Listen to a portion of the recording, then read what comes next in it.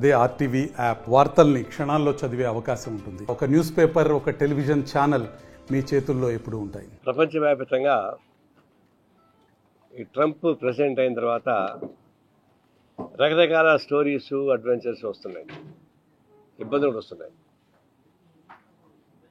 తను రావడమే తన లోటు బడ్జెట్ ఉంది. మీరు గుర్తుంచుకోవాల్సిన అమెరికాలో $29 ట్రిలియన్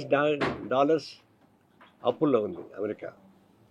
బయట నుంచి చూసేవాళ్ళకి అమెరికా చాలా ప్రమాదం అనుకుంటారు, దాని రోల్ డ్రమ్లో ఉంది. దాని నుంచి బయటపడడానికి కావాల్సినటువంటి ఏర్పాటు చేసుకుంటున్నాడు. ఆ చేసుకునే క్రమంలోనే ఉక్రెయిన్ పైన దాడులు అవన్నీ మీకు తెలుసు. ఇల్లీగల్ ఇమిగ్రెంట్స్ పేరుతోటి బయట పంపించడానికని ప్రయత్నించాడు. ఆయన ప్రకటించిన వెంటనే మన ఇండియన్ ఫారిన్ మినిస్టరు మేము దాని స్వాగతం పలుకుతున్నాం అని చెప్పాడు. అంటే పాజిటివ్గానే మాట్లాడాం. మోడీ వచ్చాడు, ట్రంప్ మోడీతో మాట్లాడుకున్నారు. తర్వాత ట్రంప్ ఇలాన్ వేస్తే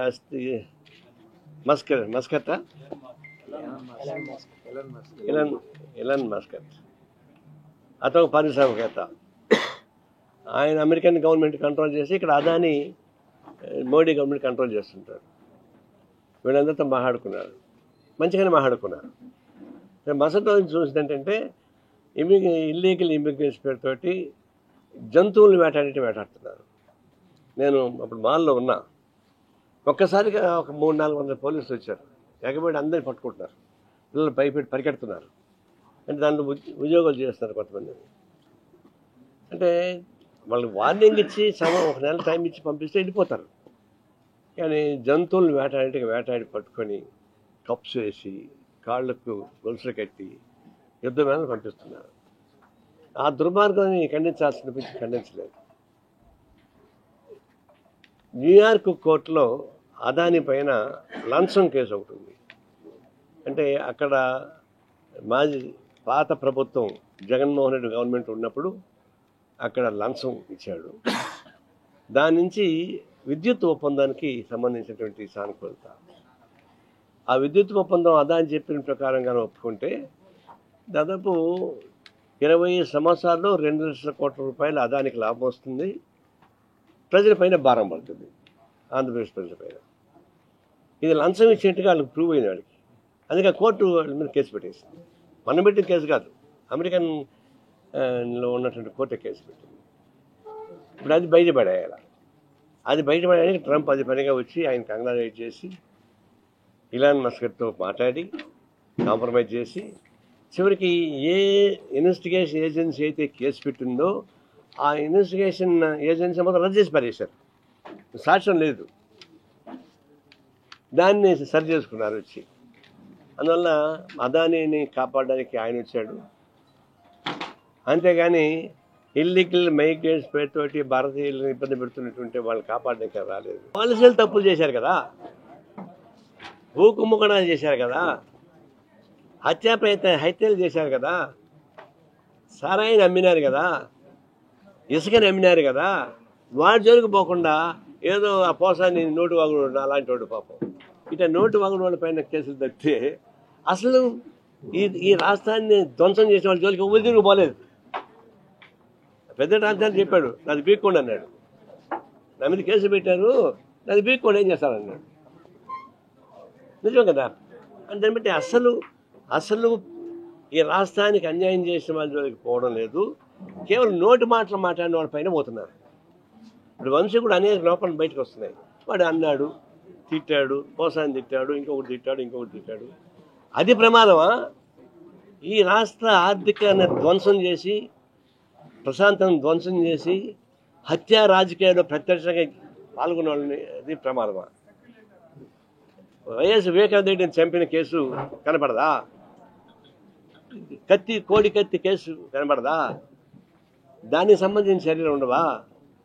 దానికి సంబంధించిన అరెస్టులు ఉండవా? ఇదంతా పై చిలక్కొట్టుడు వ్యవహారం. టీడీపీ చిలక్కొట్టుడు వ్యవహారంలో బిజీగా ఉంది. బ్లాక్మెయిల్ నెంబర్ 1 అయిపోయింది. నన్ను సపోర్ట్ చేసేవాళ్ళు సేఫ్గా ఉండండి, నన్ను వ్యతిరేకించే జైల్లో ఉండండి. అది స్లోగన్. ఆ స్లోగన్ ప్రకారం ఇప్పుడు జరుగుతుంది కేంద్ర ప్రభుత్వం. ఈ దుర్మార్గానికి వ్యతిరేకంగా ఫైట్ చేయాల్సిన అవసరం ఉంది. పొలిటికల్ ఆర్గ్యుమెంట్ ఏమొస్తుందంటే మోడీ చేసే దుశ్చర్యలకు వ్యతిరేకంగా, తర్వాత ఫెడరలిజానికి వ్యతిరేకంగా, భాషను ఉపయోగించుకోవడంతో వచ్చేటువంటి వివక్షలకు వ్యతిరేకంగా ఫైట్ చేస్తూ పోయి వాళ్ళకి పిల్లలు ఎక్కువ ఉన్నారు కాబట్టి మనం కూడా పిల్లలు ఎక్కువ మంది కొన్నాం అని చెప్పేసి అని ఒక దరిద్రం స్లోగన్ ఒకటి వచ్చింది. అది ఫస్ట్ ఎవరు చెప్పారు? భగవద్గీత చెప్పాడు, భారతీయుడు చెప్పాడు ఎక్కువ మంది పిల్లల్ని కనమని. దాన్ని చంద్రబాబు నాయుడు ప్రధాని వేసుకున్నాడు. ఆయన మాత్రం ఒకనే కనుక్కున్నాడు. స్టాలిన్ అదే భాష మాట్లాడడం మొదలు పెడుతున్నాడు. ఇది ఎక్కడ తెచ్చారు? ఇది అంటే ఆడవాళ్ళు ఏమన్నా యంత్రాలా, మిషన్స్ వాళ్ళు ఏమన్నా, వాళ్ళు టెక్స్టైల్స్ మిల్సా ఉత్పత్తి చేయడానికి? అంటే ఆడవాళ్ళని ఒక ఉత్పత్తి కేంద్రాలుగా మార్చి మీరు బిడ్డలు కనండి, మీరు కనండి అని చెప్పేసి అని చెప్పడం అంటే మోడీ భాషకి సపోర్ట్ చేసినట్టు లెక్క. అది వాళ్ళది వేరు. పొలిటికల్ ఆర్గ్యుమెంట్ కాకుండా బిడ్డలను కనండి, జనాభా సూచించుకోవడం అంటే అది మహిళా వ్యతిరేకమైన స్లోగన్. అది మరి సృష్టి వేరుగా ఉంది. మగాడు మీరే కనుక్కున్నారంటే, మా ఫ్రెండ్ భార్యని అడిగా, ఏమేమి ఒకటే కనుక్కున్నావు అంటే, నాకు ఓపికలే, నా మొగుడిని కనుక్కోమని చెప్పింది. మొగుడానికి అంటాడు పాపం, మొగుడు కొనలేరు కదా. ఆ ఆర్గ్యుమెంట్ పడడానికి కావాల్సినటువంటి పద్ధతుల్లో ఫైట్ చేయాల్సి వస్తుంది. ఇప్పుడు సమస్యలు అనేక వస్తున్నాయి ఈ రాష్ట్రాలలో కూడా, అటు ఆంధ్ర రాష్ట్రంలో, తెలంగాణలో కూడా. ఈ ప్రభుత్వాలు మారుతున్నాయి కానీ ఆ సారాంశం మారలే. ఏమంటారు? పాత సీసా కొత్త పాట, తులసికి తెలుసుంటుంది. కొత్త సీసాలో పాత సారా ఆ మాట అయిపోయింది. ఇప్పుడు కింద ఏం మారలే, పైన ఉపరితలాలు మారినాయి, రంగులు మారినాయి, జెండాలు మారినాయి, డ్రెస్ మారింది. కిందికి వచ్చేకాడికి ఇది కనపడలే. నీకు ఒక ఎగ్జాంపుల్, గ్లేరింగ్ ఎగ్జాంపుల్ చెప్పాలా? ఏమో తెలియదు నాకు. వైసీపీ గవర్నమెంట్ ఉన్నప్పుడు బండారు సత్యనారాయణ టీడీపీ నాయకుడు, ఆయన మీద కేసులు పెట్టారు. కేసులు పెడితే అతను జైలుకి పోయినాడు, హాస్పిటల్లో ట్రీట్మెంట్కి వచ్చాడు. ఆ ట్రీట్మెంట్ ఉన్నటువంటి వార్డు అమ్మాయి, తెలిసిన అమ్మాయి, చంద్రాయేశ్వర బంధువుల అమ్మాయి, బాగా పనిచేస్తుంది. పేషెంట్ని చూసి అప్పుడు వైసీపీ గవర్నమెంట్ ఏం చేసింది? నువ్వు టీడీపీ వాడికి ట్రీట్మెంట్ ఇచ్చావు కాబట్టి అతను అమ్మాయిని సస్పెండ్ చేసింది. అమ్మాయి బెస్ట్ డాక్టర్, ఎవరని చెప్తారు, ఎమర్జెన్సీ మెడిసిన్ ఇన్ఛార్జ్. ఆ తర్వాత దాన్ని ఏదో తంటాలు బట్టి సస్పెండ్ పనిచేస్తుంది. ఇప్పుడు ఈ గవర్నమెంట్ వచ్చింది.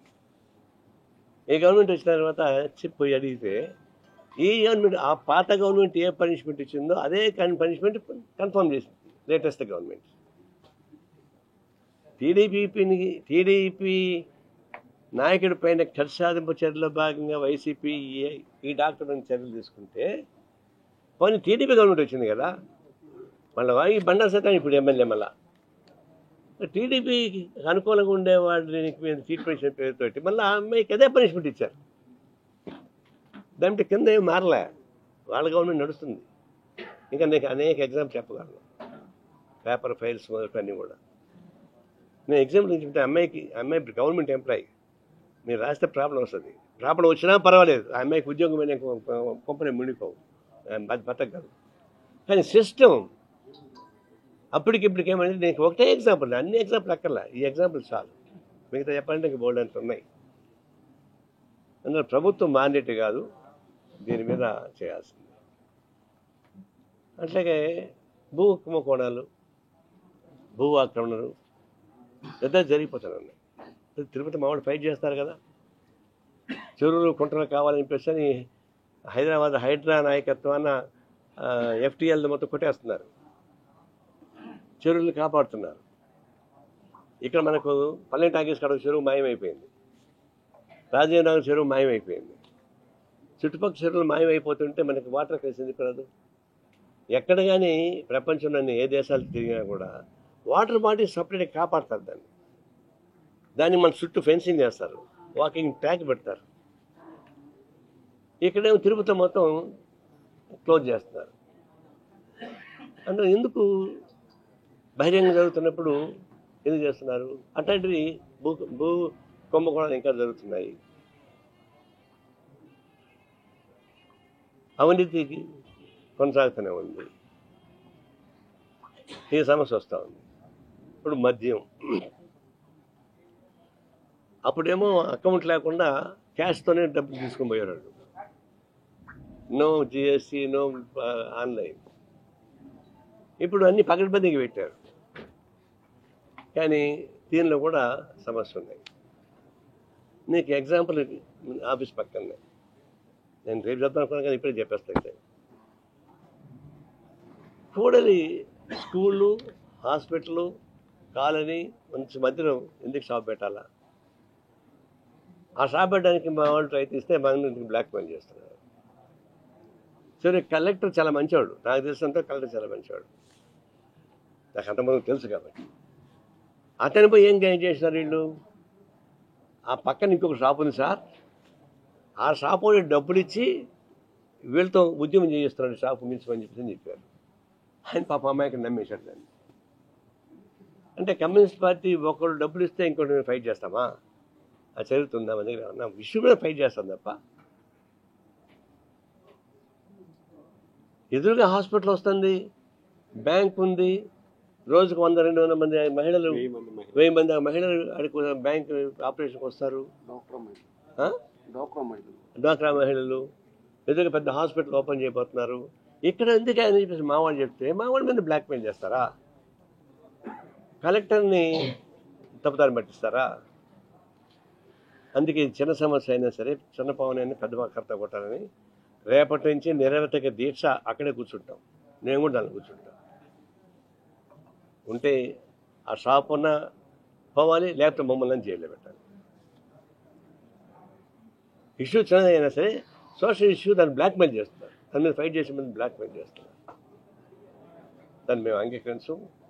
రేపటి లోపల షాపుని షిఫ్ట్ చేస్తే చేయండి, లేకపోతే నిరవధిక దీక్ష మేము అక్కడే కూర్చుంటాం రాత్రి మౌళ్ళు. అదన్నా పోవాలా, మేమన్నా పోవాలి. అంటే జింబో నగర ప్రవేశంలాగా చెప్పారు. జింబో నగర ప్రవేశం తెలుసా? ఆ సినిమా చూసారా? అరే జింబో నగర ప్రవేశమా? కృష్ణ దాని హీరో. ఆయన అడవిలో చిన్నప్పటి నుంచి అడవిలో పెరిగాడు ఏనుగులతో పాటు. తర్వాత ఒక అమ్మాయితో ప్రేమలో పడి ఊర్లోకి వచ్చాడు. కాబట్టి జింబో నగర ప్రవేశం అని పేరు. కాబట్టి జగన్ కూడా జింబో నగర ప్రవేశం చేస్తున్నాడు. సంతోషం, చేయనియండి. ఆయన ఏం చేసా వెనక తన్నుకుంటూ వస్తుంటాయి. ఆయన ఏమేం చేశాడు పనులు. The slogan is different. Political fight చేయండి, నాకేం అభ్యంతరం లేదు. ఇప్పుడు కూడా పొలిటికల్ ఫైట్ చేయండి.